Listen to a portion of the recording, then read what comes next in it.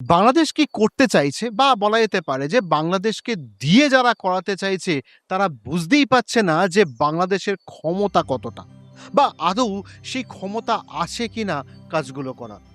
দক্ষিণ এশিয়ার ভূ রাজনীতিতে আজ এমন এক অভূতপূর্ব, অবিশ্বাস্য এবং নাটকীয় মোড় এসে দাঁড়িয়েছে যে আগামী বহু বছর ধরে সমগ্র উপমহাদেশের ক্ষমতার ভারসাম্য নিয়ন্ত্রণ করবে। একদিকে ভারত মহাসাগরের কৌশলগত জলসীমায় বাংলাদেশকে টেনে নিতে এক টেবিলে বসেছে পাকিস্তান ও তুরস্ক। ঢাকা সেনাপ্রধান জেনারেল ওয়াকারুজ্জামান হঠাৎ 5 দিনের সরকারি সফরে উড়ে গেছেন তুরস্কের আঙ্কারায়, যার ঠিক কয়েকদিন আগেই সেখানে সফর সেরেছেন পাক সেনাপ্রধান আসিম মুনির। অন্যদিকে ঢাকার রাজনীতিতে নেমে এসেছে এক বিরাট গল্প। কিছুদিন আগেই রয়টার্সকে দেওয়া এক্সক্লুসিভ সাক্ষাৎকারে ভারতে নির্বাসিত প্রাক্তন প্রধানমন্ত্রী শেখ হাসিনা ঘোষণা করেছেন, এই ডিসেম্বরেই আমি বাংলাদেশে ফিরছি, ফাঁসির মঞ্চকেও আমি ভয় পাই না। হাসিনার এই ঘোষণা কয়েকদিনের মাথাতে অসুস্থতার দোহাই দিয়ে ইস্তফা দিলেন বাংলাদেশের রাষ্ট্রপতি মোহাম্মদ সাহাবুদ্দিন। কিন্তু কেন? মেয়াদ শেষে 2 বছর আগেই কেন পদত্যাগ করলেন রাষ্ট্রপতি? শেখ হাসিনা দেশে ফেরার পিছনে কি নয়াদিল্লির কোনো গোপন মাস্টার স্ট্রোক কাজ করছে? আর ভারতের সীমান্ত থেকে মাত্র 100 কিলোমিটার দূরে তুরস্ককে সাথে নিয়ে ড্রোন কারখানা তৈরি করার পিছনে ইসলামাবাদ ও আঙ্কারার যৌথ কোনো ভারত বিরোধী চাল রয়েছে? আজ আমরা বাংলাদেশের আভ্যন্তরীণ রাজনীতি, ভারতের কূটনৈতিক চাল, আন্তর্জাতিক সামরিক অক্ষের এই পুরো জটিল সমীকরণটা নিয়ে আলোচনা করব। নমস্কার, আমি দিব্যেন্দু, ইন্টারভিউ চ্যানেলে আপনাদের স্বাগত। প্রথমেই আসা যাক সবচেয়ে সংবেদনশীল সামরিক ও কৌশলগত দিকটিতে। ঢাকা যখন রাজনৈতিকভাবে উত্তপ্ত, ঠিক তখনই 5 দিনের সরকারি সফরে তুরস্কে পৌঁছে যান বাংলাদেশ সেনাবাহিনীর প্রধান জেনারেল ওয়াকারুজ্জামান। বাংলাদেশ সেনাবাহিনী বলছে এই সফরের মূল উদ্দেশ্য 2 দেশের মধ্যে সামরিক প্রশিক্ষণ, কৌশলগত অংশীদারি, আধুনিক প্রযুক্তি আদান প্রদান সম্প্রসারিত করা। তুরস্কে গিয়ে জেনারেল জামান তুরস্কের তৈরি আধুনিক আর্টিলারি সিস্টেম, আর্মার্ড ভেহিকেল, বিশেষ করে তুর্কি ড্রোনের উৎপাদন ব্যবস্থা ভালোভাবে পরিদর্শন করেছেন। কিন্তু প্রশ্ন উঠছে হঠাৎ করে এই সফরের টাইমিং নিয়ে। কেন আন্তর্জাতিক মহলে সবাই এই টাইমিং নিয়ে তোলপাড় শুরু করছে? জেনারেল জামানের সফরটা ঠিক 1 সপ্তাহ আগে টার্কি গেছিলেন পাকিস্তানের সেনাপ্রধান জেনারেল আসিম মুনির। পরপর 2 দেশের সেনাপ্রধানের আঙ্কারা সফর রাজনৈতিক বিশেষজ্ঞদের বাধ্য করেছে প্রশ্ন তুলতে, এর নেপথ্যে কি ইসলামাবাদের কোনো ছায়া কূটনীতি কাজ করছে? আসুন সেনাপ্রধান জেনারেল জামানের রাজনৈতিক ও পারিবারিক পরিচিতিটাও একটু দেখে নেওয়া যাক। 1966 সালে ঢাকায় জেনারেল জামানের জন্ম হয়। বিএমএ থেকে কমিশন পাওয়ার পর মিরপুর স্টাফ কলেজ এবং পরবর্তীতে ব্রিটেনের বিখ্যাত কিংস কলেজ লন্ডন থেকে ডিফেন্স স্টাডিজে মাস্টার্স করেন। তিনি সম্পর্কে শেখ হাসিনার আত্মীয়। তার স্ত্রী সারানাজ কমলিকা রহমান হলেন শেখ হাসিনার খুড়তুতো বোন। এমনকি কমলিকার বাবা জেনারেল মুস্তাফিজুর রহমান 1997 থেকে 2000 সাল পর্যন্ত বাংলাদেশ সেনাবাহিনীর প্রধান ছিলেন। 2024 সালে শেখ হাসিনা যখন পদত্যাগ করে ভারতে চলে আসেন, তখন সেনাপ্রধান জেনারেল জামানি অন্তর্বর্তীকালীন সরকার গঠনের ঘোষণা করেছিলেন। পরবর্তীকালে বিএনপি ক্ষমতায় আসার পর অনেকেই ভেবেছিলেন যে হাসিনার আত্মীয় হওয়ার কারণে জামানকে তারেক বের করে দেবে, কিন্তু হয়নি। উল্টে তারেক রহমানের সরকার গঠনের পর আন্তর্জাতিক প্ল্যাটফর্মে বাংলাদেশের সামরিক প্রতিনিধিত্ব করতে সেনাপ্রধান জামানকেই বেছে নিয়েছেন বর্তমান বিএনপি প্রশাসন। কিন্তু পুরো ব্যাপারটা ভারতের জন্য কতটা চিন্তা? আন্তর্জাতিক কূটনীতিতে কোনো কিছুই না কাকতালীয় হয় না। রাশিয়া ইউক্রেন যুদ্ধ শুরু হওয়ার পর থেকে বিশ্ববাজারে তুর্কি ড্রোনের চাহিদা রকেট গতিতে বৃদ্ধি পেয়েছে। বিগত অন্তর্বর্তী সরকারের আমলেই বাংলাদেশ তুরস্কের কাছ থেকে $60 কোটি মূল্যের 6টি হেভি লিফট মিলিটারি হেলিকপ্টার কিনেছিল। আর 2026 সালের জুনে আঙ্কারার বিদেশমন্ত্রী হাকান ফিদান ঢাকা সফর করার পর 2টি দেশের প্রতিরক্ষা সম্পর্ক এক নতুন মাত্রায় পৌঁছয়। কিন্তু যে খবরটি ভারতীয় গোয়েন্দা সংস্থা ও সাউথ ব্লকের পক্ষে বড়ই চিন্তার হয়ে দাঁড়িয়েছে তা হলো ভারতীয় আন্তর্জাতিক সীমান্ত থেকে মাত্র 100 কিলোমিটার দূরে বগুড়ায় তুরস্কের কারিগরি সহায়তায় একটি ড্রোন তৈরির কারখানা স্থাপনের সিদ্ধান্ত নিয়েছে বাংলাদেশ। ভৌগোলিক ও সামরিক দৃষ্টিকোণ থেকে এর অর্থ কি? প্রতিরক্ষা বিশেষজ্ঞদের মতে পাকিস্তান ঠিক যেভাবে চীনের ওপর ভরসা করে ভারত সীমান্তে সামরিক চাপ বজায় রাখে, ঠিক একইভাবে বাংলাদেশ এখন তুরস্কের প্রযুক্তিতে নিজেদের সামরিক শক্তি বৃদ্ধি করার চেষ্টা করছে। পাকিস্তানের সেনাপ্রধান আসিম মুনির বেশ কিছুদিন ধরেই মুসলিম বিশ্বের সামরিক ক্ষমতাকে একত্র করে একটি ইসলামিক ন্যাটো গড়ার চেষ্টা চালাচ্ছেন, যেখানে তুরস্ক ও পাকিস্তানকে মূল চালিকা শক্তি হিসেবে ভাবা হচ্ছে। আন্তর্জাতিক বিশেষজ্ঞদের ধারণা, বাংলাদেশকে এই অক্ষের মধ্যে টেনে এনে ভারতকে পূর্ব দিক থেকেও ব্যস্ত রাখার একটা মাস্টার প্ল্যান কষেছে ইসলামাবাদ।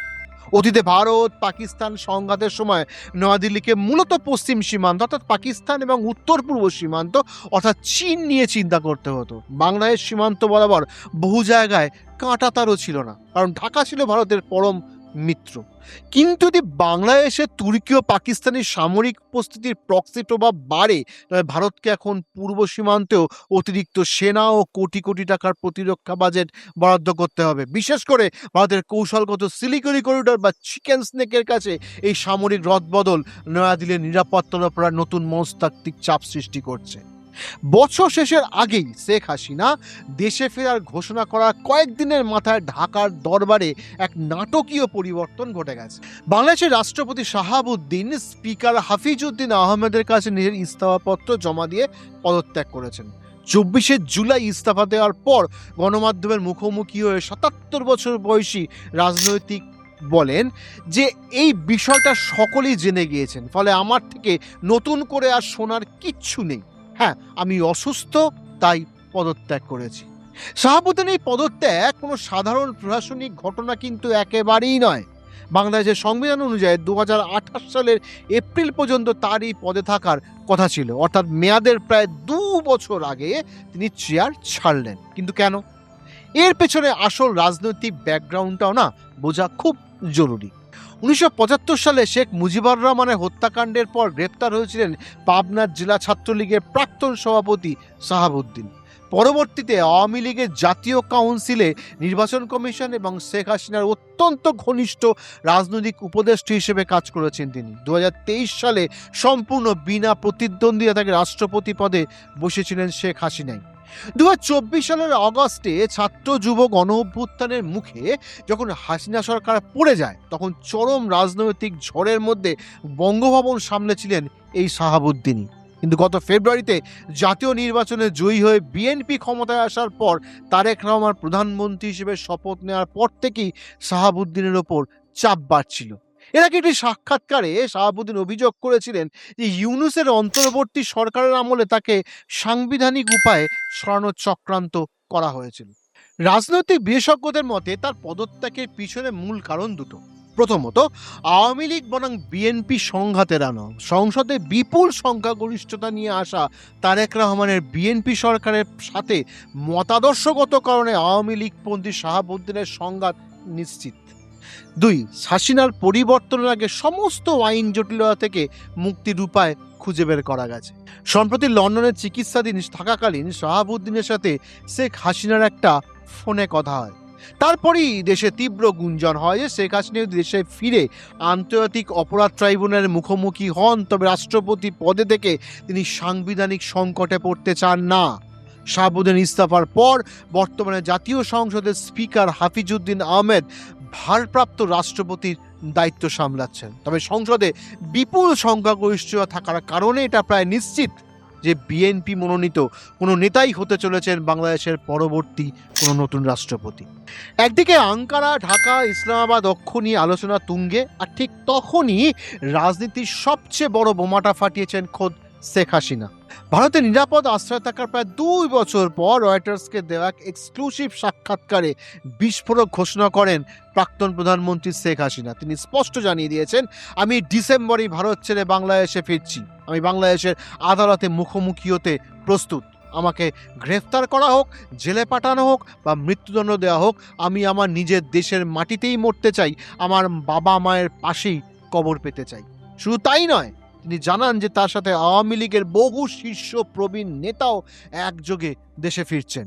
হাসিনার এই ঘোষণা ঢাকা থেকে নয়াদিল্লি সব দেশের প্রশাসনিক টেবিলে আলোড়ন ফেলে দিয়েছে। কিন্তু প্রশ্ন হচ্ছে, হঠাৎ কেন এই সিদ্ধান্ত? ভারত সরকারকে কূটনৈতিক চাপ সহ্য করতে না পেরে হাসিনাকে ফেরত পাঠাচ্ছে, নাকি এটা দিল্লিরও সেই মলডিভসের মতো একটা কোনো গভীর এবং হিসাব কষা মাস্টার স্ট্রোক। বিষয়টি বুঝতে হলে আমাদের কয়েক মাস পিছিয়ে যেতে হবে। বুঝতে হবে চীন ও পাকিস্তানের প্রক্সি পলিটিক্স। হাসিনা ভারতে আসার পর বাংলাদেশে যেভাবে ভারত বিরোধী হাওয়া তুলে চীন ও পাকিস্তান নিজেদের প্রভাব বাড়াচ্ছিল, তাই ভারত বুঝতে পারে যে ঢাকায় নিজেদের নীতি বদলাতে হবে।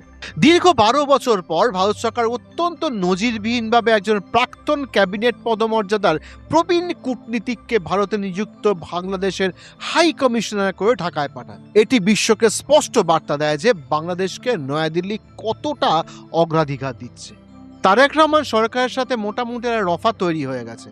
গণ অভ্যুত্থানের পর ডক্টর ইউনূসের অস্থায়ী শাসন পেরিয়ে যখন তারেক রহমানের বিএনপি বিপুল ভোটে জিতে ক্ষমতায় এলো, তখন ভারত তাদের স্পষ্ট বার্তা দেয় যে তারা একটি নির্বাচিত ও গণতান্ত্রিক বাংলাদেশ দেখতে চায়। সাথে সাথে ভারতকে এটাও নিশ্চিত করতে হবে যে বাংলাদেশে যেন কোনো উগ্রবাদী শূন্যস্থান তৈরি না হয়। কূটনৈতিক বিশেষজ্ঞদের একাংশের মতে ভারতের মধ্যস্থতাতেই হয়তো তারেক রহমান সরকার এবং আওয়ামী লীগের মধ্যে একটা অদৃশ্য সমঝোতা বা গোপন রফা তৈরি হয়েছে। বার্তাটি খুব পরিষ্কার। বাংলাদেশে একটি স্থিতিশীল গণতন্ত্র বজায় রাখতে হলে প্রধান বিরোধী দল হিসেবে আওয়ামী লীগের উপস্থিতির প্রয়োজন আছে।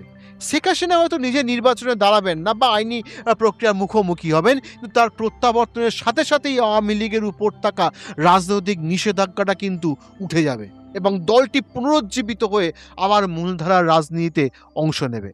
শেখ হাসিনার এই ঐতিহাসিক প্রত্যাবর্তনের মাহাত্ম্য বুঝতে হলে 2024 সালে সেই ভয়াবহ 5ই আগস্টের ঘটনাটি আমাদের স্মৃতিতে আরেকবার ঝালিয়ে নেওয়া দরকার।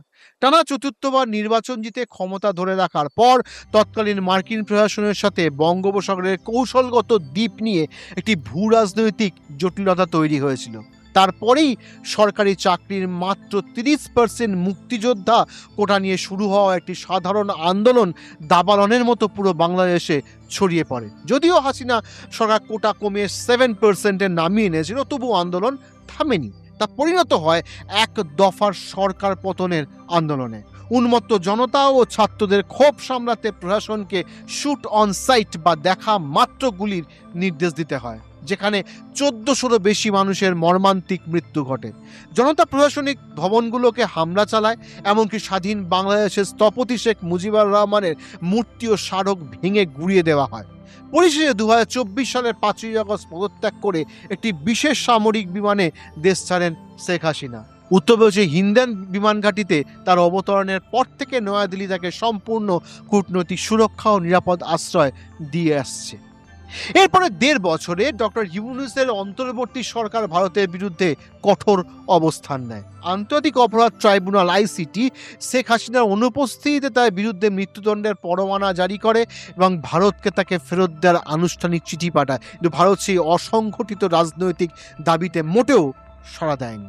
ভারত অপেক্ষা করছিল একটি বৈধ ও নির্বাচিত সরকারের জন্য। আজ যখন তারেক রহমানের নেতৃত্বে নির্বাচিত বিএনপি সরকার ক্ষমতায় এবং হাসিনা নিজে থেকেই দেশের বিচার ব্যবস্থার মুখোমুখি হতে রাজি হয়েছেন, তখন পরিস্থিতি সম্পূর্ণ ঘুরে গেছে। হাসিনা তার সাক্ষাৎকারে একটি অত্যন্ত জোরালো প্রশ্ন তুলেছেন। আমরা ক্ষমতায় থাকার সময় যা হয়েছে তা নিয়ে আপনারা প্রশ্ন তুলেছেন। 2024 সালে আমরা ক্ষমতা ছাড়ার পর থেকে আওয়ামী লীগের যে 100-রও বেশি নেতাকর্মীকে বিনা বিচারে কাস্টডিতে মেরে ফেলা হলো, তার জবাব কে দেবে? আওয়ামী লীগকে নিষিদ্ধ করে রাখা সত্ত্বেও লাখ লাখ সমর্থক কি হারিয়ে গেছে? তাহলে মোটের ওপর কি দাঁড়ালো বন্ধুরা? দক্ষিণ এশিয়ার এই বিশাল দাবার বোর্ডে আজ ভারত কিন্তু এক নিখুঁত কৌশলগত অবস্থানে রয়েছে। একদিকে নয়াদিল্লি বাংলাদেশের নির্বাচিত তারেক রহমান সরকারের সাথে বাণিজ্যিক, কূটনৈতিক ও ভৌগোলিক সম্পর্ককে এক নতুন উচ্চতায় নিয়ে যাচ্ছে, যার ফলে বাংলাদেশে পাকিস্তানের মতো নাক গলানোর সুযোগ অনেকটাই কমে এসেছে। অন্যদিকে শেখ হাসিনাকে নিরাপদ আশ্রয় নিয়ে এবং এখন তাকে সসম্মানে নিজ ইচ্ছায় দেশে ফেরার আইনি পথ করে দিয়ে আওয়ামী লীগের কোটি কোটি সমর্থকের সহানুভূতিও নিজের পকেটে পুরে রাখছে ভারত। অর্থাৎ ঢাকায় সরকারের যেই থাকুক না কেন, ভারত টেবিলের দুপাশেই নিজেদের কার্ড সাজিয়ে রেখেছে। তবে বৈষম্য বিরোধী ছাত্র আন্দোলনের সেই সব ছাত্র নেতারা যারা একসময় হাসিনাকে সম্পূর্ণ মুছে ফেলার দাবি তুলেছিলেন, তাদের প্রভাব কিন্তু এখন অনেকটাই ফিকে। একমাত্র উপদেষ্টা ও সাংসদ নাহিদ ইসলাম ছাড়া আর কোনো ছাত্রনেতা হাসিনার ফেরার খবরে বিশেষ মুখ খুলতে সাহস পাননি।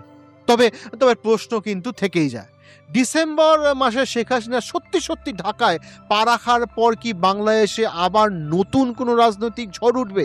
নাকি আইনের মুখোমুখি হয়ে আওয়ামী লীগ আবার নতুন রূপে ঢাকার মূলধারা রাজনীতিতে প্রত্যাবর্তন করবে? আর অন্যদিকে বাংলাদেশ সীমানার ১০০ কিলোমিটার মধ্যে পাকিস্তানের প্ররোচনায় গড়ে ওঠা তুর্কি ড্রোন কারখানার জবাব নয়াদিল্লি কিভাবে দেবে?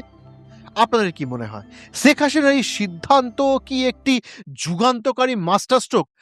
নাকি এর পিছনে বড় কোনো কূটনৈতিক বিপদ লুকিয়ে আছে? আপনাদের কি মনে হয়? সবাই ভালো থাকবেন, সুস্থ থাকবেন। জয় হিন্দ, জয় ভারত।